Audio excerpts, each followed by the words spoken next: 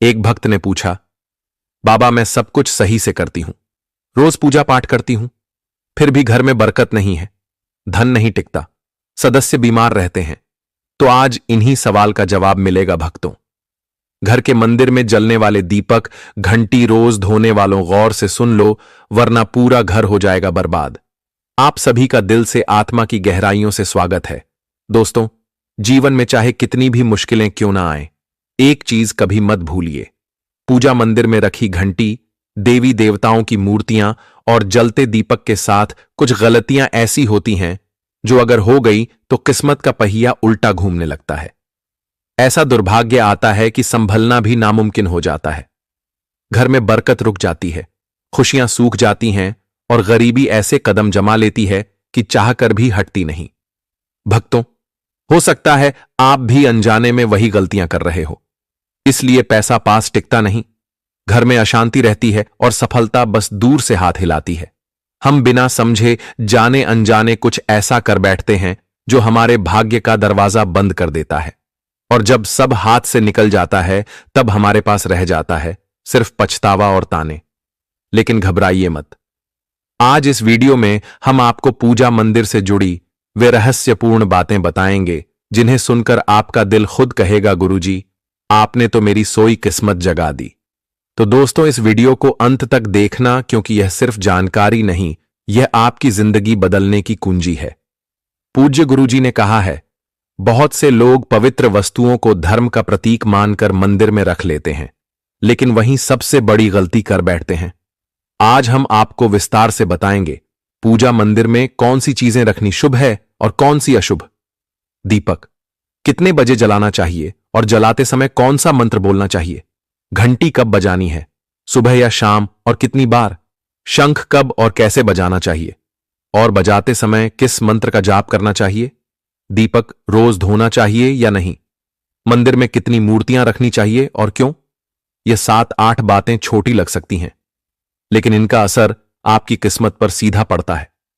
भक्तों, इस तरह की जानकारी आपको कहीं और नहीं मिलेगी, चाहे आप लाखों करोड़ों खर्च कर दें।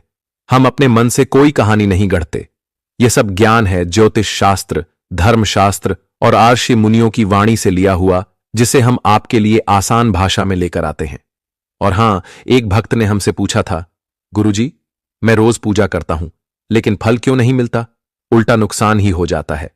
इस वीडियो में मैं आपको इस रहस्य का भी जवाब दूंगा। दोस्तों, देखिए, हमारा काम है आपको सच्ची और सही सलाह देना। हम आपको जब भी कुछ बताते हैं वह आपके भले के लिए होता है। अब इसे मानना या ना मानना यह पूरी तरह आपकी मर्जी है। लेकिन भक्तों, एक बात दिल पर हाथ रखकर कहेंगे, अगर मान लोगे तो आपका बेड़ा पार हो जाएगा। इस वीडियो को अंत तक देखने के बाद आपको किसी भी तरह की परेशानी का सामना नहीं करना पड़ेगा। आगे आपकी समझ, आप खुद ही इतने बुद्धिमान हो कि सही गलत का फर्क जान सकते हो। तो चलिए भक्तों, बिना समय गवाए शुरू करते हैं आज का यह बेहद खास और जीवन बदलने वाला वीडियो। पूज्य गुरुजी कहते हैं, पूजा हमारे जीवन का अभिन्न हिस्सा है। हर कोई किसी न किसी देवी देवता की आराधना करता है। कोई मां दुर्गा के चरणों में शीश झुकाता है तो कोई भगवान विष्णु के नाम का स्मरण करता है, और हां, उनकी पूजा का फल भी मिलता है। लेकिन क्या आप जानते हैं, छोटी छोटी अनजानी गलतियां ही उस फल को रोक देती हैं। यह गलतियां इतनी मामूली लगती हैं कि हम इन्हें नजरअंदाज कर देते हैं, लेकिन शास्त्रों में साफ लिखा है, पूजा में पूर्ण फल पाना है तो इन बातों का ध्यान रखना जरूरी है। आज हम बात करेंगे घर के मंदिर में दीपक और घंटी के सही उपयोग के बारे में। क्या दीपक को रोज धोना चाहिए या हफ्ते में 1-2 बार। धातु का दिया हो तो कब और कैसे साफ करना चाहिए। मिट्टी के दीपक का सही समय और सही अवसर कौन से हैं। मंदिर में किस प्रकार की घंटी का उपयोग सबसे शुभ माना जाता है। घंटी कब बजानी है, कितनी बार बजानी है, और क्या शाम की पूजा में घंटी बजाना उचित है। इन सभी सवालों के जवाब आपको आज के इस वीडियो में मिलेंगे। भक्तों, एक बात याद रखिए, अधूरी जानकारी कभी कभी नुकसानदेह साबित होती है, इसलिए इस वीडियो को अंत तक देखना जरूरी है। कुछ लोग होते हैं जो वीडियो को इधर उधर से काट कर देखते हैं, बीच से स्किप करते हैं और फिर कहते हैं कि जीवन में सफलता क्यों नहीं मिल रही। अरे जब ज्ञान ही आधा अधूरा ले रहे हो तो फल पूरा कैसे मिलेगा? और सच कहूं तो कई लोग तो नाच गाने और अर्धनग्नता वाले वीडियो पूरे देख लेते हैं, लाइक भी करते हैं, सब्सक्राइब भी करते हैं। लेकिन जब हम आपके भले के लिए ज्ञान की बात करते हैं तो आधा छोड़कर चले जाते हैं, फिर शिकायत करते हैं कि जीवन में अंधकार क्यों है। भक्तों, यह ज्ञान आपको कहीं और नहीं मिलेगा, न किताबों में इतनी साफ भाषा में, न किसी पंडित से मुफ्त में। तो इसे छोड़ना अपने जीवन की बरकत छोड़ने के बराबर है। अब फैसला आपका है, देखो या अनदेखा करो, लेकिन जो देखेंगे और समझेंगे उनका कल जरूर उज्जवल होगा। तो चलिए भक्तों, बिना और सफाई दिए शुरू करते हैं आज का यह पवित्र और जीवन परिवर्तनकारी सफर। भक्तों, सबसे पहले बात करते हैं मिट्टी के दिए की। यह साधारण सा दिखने वाला दिया वास्तव में शुभता और पवित्रता का प्रतीक है। दिवाली हो, कोई धार्मिक पर्व हो या फिर कोई बड़ा अनुष्ठान, मिट्टी का दिया जलाने का अपना ही महत्व है। घर के मंदिर में या दरवाजे के पास जब इसे जलाया जाता है तो ऐसा लगता है मानो लक्ष्मी माता खुद आपके आंगन में प्रवेश कर रही हो। लेकिन भक्तों, ध्यान दीजिए, जब यह दिया मंदिर में रखा जाता है तो इसके नियम बदल जाते हैं। मिट्टी का दिया एक बार जलाने के बाद दोबारा मंदिर में नहीं रखना चाहिए। हर बार नया मिट्टी का दिया ही उपयोग करना शुभ माना गया है। ऐसा करने से वास्तु दोष दूर रहता है और घर में बरकत बनी रहती है। अब आगे इस वीडियो में हम जानेंगे मंदिर की घंटी से जुड़े हुए रहस्य जो शायद आपको पहले कभी नहीं बताए गए। तो भक्तों, वीडियो को अंत तक जरूर देखिएगा। और हां, एक छोटी सी विनती, अगर अभी तक आपने J20 हिंदी वॉइस को सब्सक्राइब नहीं किया है तो कर लीजिए और वीडियो को एक प्यारा सा लाइक जरूर दीजिए। साथ ही अपनी राशि या शुभ नाम कमेंट में जरूर लिखें, क्योंकि हम समय समय पर राशि से जुड़े भाग्य और परेशानियों को दूर करने के अचूक उपाय बताते हैं। अब आते हैं धातु के दों पर। आपने देखा होगा कि लोग पीतल या तांबे के दिए इस्तेमाल करते हैं। यह न केवल सुंदर होते हैं बल्कि इनका धार्मिक महत्व भी अत्यंत गहरा है। लेकिन भक्तों, इन्हें सिर्फ जलाना काफी नहीं है, इनकी शुद्धि भी उतनी ही जरूरी है। इन्हें रोज धोकर खासकर गंगा जल से साफ करना चाहिए। गंगा जल से धोने पर दिया पवित्र हो जाता है और घर में सकारात्मक ऊर्जा चारों ओर फैल जाती है। अगर आप हफ्ते में केवल 1-2 बार इन्हें साफ करते हैं तो यह पूरी तरह से शुद्ध नहीं हो पाते, इसलिए इसे अपनी रोजाना की आदत बना लें। और अब आते हैं घर के मंदिर की घंटी पर। पीतल की घंटी की ध्वनि ऐसी होती है जो वातावरण की नकारात्मक ऊर्जा को तुरंत दूर कर देती है और सकारात्मकता का प्रवाह बढ़ा देती है। लेकिन भक्तों, इसे कभी भी दक्षिण दिशा में ना रखें, यह अशुभ माना जाता है। घंटी को हमेशा पूजा स्थल के पास या मंदिर के प्रवेश द्वार पर रखें। सबसे शुभ घंटी वह होती है जिस पर गरुड़ की नक्काशी हो। इसे गरुड़ घंटी कहते हैं और इसे अत्यंत पवित्र व फलदायक माना गया है। अब सवाल आता है, घंटी कितनी बार बजानी चाहिए? भोग लगाते समय घंटी को 5 बार बजाएं। ऐसा करने से भगवान भोग को जल्दी स्वीकार करते हैं। पूजा के दौरान घंटी को जोर जोर से या लगातार नहीं बजाना चाहिए, सिर्फ 3 बार बजाना ही उचित है। घंटी को हमेशा दाहिने हाथ से बजाएं और इसका मुख पूजा स्थल की ओर होना चाहिए। याद रखिए, घंटी को सुबह की पूजा में ही बजाना शुभ माना गया है। शाम की पूजा में घंटी बजाने से बचना चाहिए, क्योंकि शास्त्रों में इसे उचित नहीं माना गया है। इन नियमों का पालन करने से आपका पूजा पाठ कई गुना अधिक फलदायक और प्रभावी हो जाएगा। भक्तों, यह बातें छोटी लग सकती हैं, लेकिन इनका असर आपकी किस्मत पर गहरा पड़ता है। भक्तों, एक और बहुत ही महत्वपूर्ण बात जो अक्सर लोग नजरअंदाज कर देते हैं। जब भी आप किसी मंदिर जाएं, खासकर घर के बाहर वाले मंदिर में, तो मंदिर में प्रवेश करते समय ही घंटी बजाएं। मंदिर से बाहर निकलते समय घंटी बजाने की कोई आवश्यकता नहीं होती। जब आप घंटी बजाते हैं तो यह सिर्फ आवाज नहीं होती, यह भगवान को दिया गया संकेत होता है। प्रभु, मैं आपके द्वार पर आ चुका हूं, आपकी शरण में हूं। एक बार घंटी बजाने का मतलब है कि आपने भगवान के दरबार में प्रवेश कर लिया है और पूजा आरंभ कर रहे हैं। 2 बार घंटी बजाने का अर्थ है कि आप अपनी प्रार्थना, अपने मन की बात सीधे भगवान के समक्ष रख रहे हैं। अब भक्तों, हम आपको कुछ ऐसी बातें बताने जा रहे हैं जिन्हें शायद आपको कोई ना बताए, इसलिए इन बातों को ध्यान से सुनिए, क्योंकि यह आपके पूजा पाठ को और भी अधिक फलदायी बना सकती है। लेकिन उससे पहले अगर आपने अभी तक कमेंट बॉक्स में जय माता लक्ष्मी नहीं लिखा है तो जरूर लिख दीजिए। आपके यह शब्द हमें आशीर्वाद जैसे लगते हैं और जब आप वीडियो को लाइक करते हैं तो हमारा मनोबल बढ़ता है। यही उत्साह हमें आपके लिए और भी मूल्यवान और आध्यात्मिक जानकारी लाने की प्रेरणा देता है। अब आइए जानते हैं पूजा मंदिर के कुछ आवश्यक नियम। पूजा करते समय आपका मुख हमेशा पूर्व दिशा की ओर होना चाहिए। यह दिशा सबसे शुभ मानी जाती है क्योंकि यहां से सूरज की पहली किरण आती है जो सकारात्मक ऊर्जा से भरी होती है। पश्चिम की ओर मुख करके भी पूजा की जा सकती है, लेकिन पूर्व दिशा का लाभ कई गुना अधिक है। घर की सीढ़ियों के पास पूजा घर बनाना अशुभ माना गया है क्योंकि वहां नकारात्मक ऊर्जा का प्रवाह अधिक होता है। भगवान का आसन हमेशा आपके आसन से ऊंचा होना चाहिए, कम से कम 10 इंच ऊंचा। भगवान की प्रतिमा को सीधे जमीन पर रखना अशुभ माना जाता है। ऊंचा आसन पूजा स्थल में सकारात्मकता और ऊर्जावान माहौल बनाए रखता है। पूजा करते समय हमेशा चटाई या आसन पर बैठे।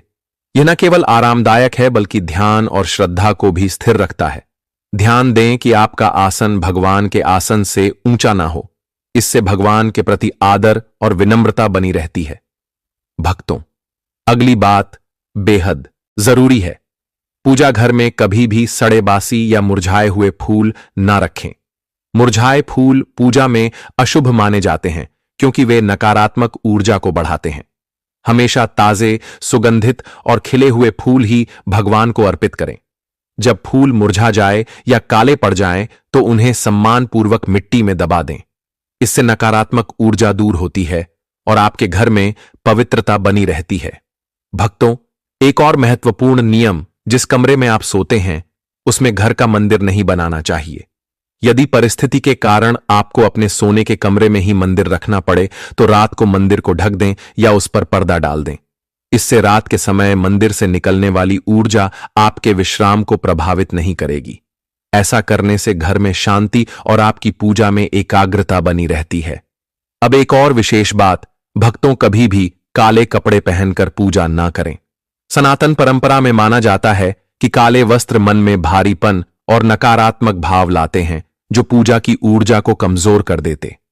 संगीत, हमेशा शुभ और हल्के रंग के वस्त्र पहने ताकि मन में शांति, पवित्रता और सकारात्मकता बनी रहे। चलिए अब जानते हैं घर के पूजा मंदिर में किन चीजों को नहीं रखना चाहिए। भक्तों, किसी भी देवी देवता की एक ही तस्वीर या मूर्ति रखें। एक से अधिक तस्वीरें ऊर्जा का संतुलन बिगाड़ सकती हैं और पूजा का प्रभाव कम कर सकती हैं। एक ही रूप को स्थान दें ताकि भगवान की ऊर्जा पूरे मन से आपके जीवन में प्रवाहित हो। घर में शिवलिंग रखना अत्यंत पवित्र माना जाता है, लेकिन इसे सही दिशा में रखें। हमेशा उत्तर या पूर्व दिशा में रखें और स्वच्छ स्थान पर ही स्थापना करें। इसे शोरगुल या गंदे स्थान पर कभी ना रखें। भगवान की टूटी हुई मूर्तियां या फटी तस्वीरें पूजा स्थान से तुरंत हटा दें। टूटी मूर्ति पवित्रता को कम करती है और सकारात्मक ऊर्जा के प्रवाह में बाधा डालती है। इसे शास्त्र सम्मत तरीके से त्याग दें। शंख भगवान की कृपा का प्रतीक है। गोमती चक्र से घर में समृद्धि आती है और जल से वातावरण शुद्ध होता है। को रोज बदलें और इन पवित्र वस्तुओं को हमेशा साफ रखें। रोज पूजा स्थल की सफाई करें। गंदगी से नकारात्मक ऊर्जा आती है और ध्यान भंग होता है। स्थान को सुंदर, सुव्यवस्थित और सुगंधित रखें ताकि मन सहज रूप से भगवान में लग सके। भक्तों, अब आइए जानें कि हमारे घर के पूजा मंदिर से जुड़े कुछ ऐसे नियम जिन्हें मानना बेहद जरूरी है। सबसे पहले, पूजा स्थान हमेशा घर के शांत और पवित्र कोने में होना चाहिए और अगर वह उत्तर पूर्व दिशा में हो तो सबसे उत्तम है। यह दिशा घर में सकारात्मक ऊर्जा का संचार करती है और आपकी पूजा को और प्रभावशाली बनाती है। ध्यान रहे, पूजा स्थल कभी बेडरूम या रसोई के पास ना हो। यह स्थान दैनिक कार्य और हलचल से भरे होते हैं, जहां नकारात्मक ऊर्जा भी पनप सकती है। मंदिर के आसपास का वातावरण हमेशा साफ सुथरा और सुव्यवस्थित रखें ताकि आपका मन पूजा में एकाग्र हो सके। भक्तों, अब बात करते हैं दीपक और उनसे जुड़े महत्वपूर्ण नियमों की। दीपक जलाना सिर्फ एक परंपरा नहीं, बल्कि यह भगवान के आशीर्वाद और कृपा का प्रकाश है जो आपके घर और जीवन में उजाला भर देता है। दीपक को हमेशा भगवान की मूर्ति के सामने रखें ताकि उसकी रोशनी सीधे भगवान तक पहुंचे और आपके पूजा स्थल को पवित्रता से भर दें। याद रहे, टूटा हुआ दीपक कभी न जलाएं और पूजा के समय एक साथ 2 दीपक, खासकर तेल और घी के भी न जलाएं, क्योंकि दोनों की ऊर्जा अलग होती है और गलत तरीके से जलाने से पूजा की शक्ति कम हो सकती है। वास्तु के अनुसार घी का दीपक बाईं ओर और तेल का दीपक दाईं ओर रखना शुभ होता है, लेकिन ध्यान रहे दीपक कभी भी पश्चिम दिशा में ना रखें। दीपक के लिए उत्तर या पूर्व दिशा सबसे अच्छी मानी जाती है। साथ ही बत्ती का मुंह भी हमेशा इन दिशाओं की ओर होना चाहिए ताकि सकारात्मक ऊर्जा का प्रवाह और अधिक बढ़ सके। घी के दीपक में रुई की बत्ती और तेल के दीपक में लाल मौली की बत्ती का प्रयोग करें। रुई की बत्ती से प्रकाश स्थिर और शुद्ध होता है, जबकि लाल मौली वाली बत्ती से वातावरण में शुभ ऊर्जा का संचार होता है। नवरात्रि या विशेष अवसरों पर मां दुर्गा और मां लक्ष्मी के सामने गोल बत्ती का दीपक न जलाएं, क्योंकि इसे अशुभ माना जाता है। और एक नियम और याद रखें, घी का दीपक जलाने के तुरंत बाद तेल का दीपक न जलाएं। इनके बीच थोड़ा अंतर रखें ताकि वातावरण में संतुलन और पवित्रता बनी रहे। इन छोटे छोटे नियमों का पालन न सिर्फ आपके घर में शांति और समृद्धि बनाए रखेगा, बल्कि आपकी पूजा को भी अधिक फलदायी बना देगा। भक्तों, अब 6वीं बात ध्यान से सुनिए। दीपक हमेशा उसी समय जलाना चाहिए जब भगवान जाग रहे हों, जैसे सुबह के शांत और पवित्र समय में जब पहली किरणें धरती को छूती हैं, उस समय पूजा करते हुए दीपक जलाएं। फिर शाम को आरती के समय जब दिन की थकान ढल रही हो और वातावरण शांत हो रहा हो, उस समय का दीपक वातावरण को और भी पवित्र कर देता है। ये दोनों समय सिर्फ पूजा के लिए ही नहीं, बल्कि ध्यान और आत्मिक ऊर्जा को महसूस करने के लिए भी सर्वश्रेष्ठ होते हैं। इन पलों में दीपक जलाने से घर में सकारात्मक ऊर्जा का प्रवाह बढ़ता है और आपका मन भी निर्मल होता है। 7वीं बात, भक्तों, दीपक जलाना केवल धार्मिक नियम नहीं है। वास्तुशास्त्र और ज्योतिष शास्त्र में भी इसका गहरा महत्व बताया गया है। दीपक जलाने से न केवल घर में सकारात्मक ऊर्जा का संचार होता है, बल्कि यह हमारे जीवन के साथ चक्रों को संतुलित करता है।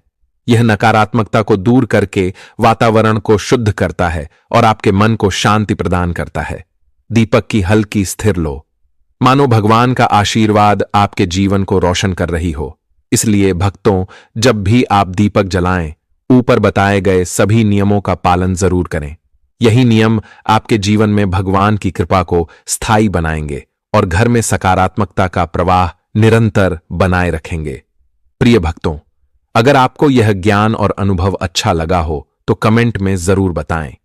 अगर आप माता लक्ष्मी के सच्चे भक्त हैं, उनका प्रेम, आशीर्वाद और सदा आपके घर में वास चाहते हैं, तो इस वीडियो को दिल से लाइक करें, हमारे चैनल को सब्सक्राइब करें और कमेंट में जय लक्ष्मी माता जरूर लिखें। याद रखें, यह बातें जनरुचि को ध्यान में रखते हुए साझा की गई हैं। ज्योतिष और धर्म के उपाय अपनी आस्था और विश्वास के साथ अपनाएं। हमारा उद्देश्य आपको सही दिशा और बेहतर सलाह देना है, कोई दावा करना नहीं। दोस्तों, अगर यह वीडियो आपको पसंद आया हो तो इसे जरूर लाइक और सब्सक्राइब करें। धन्यवाद और माता लक्ष्मी की कृपा सदा आप पर बनी रहे।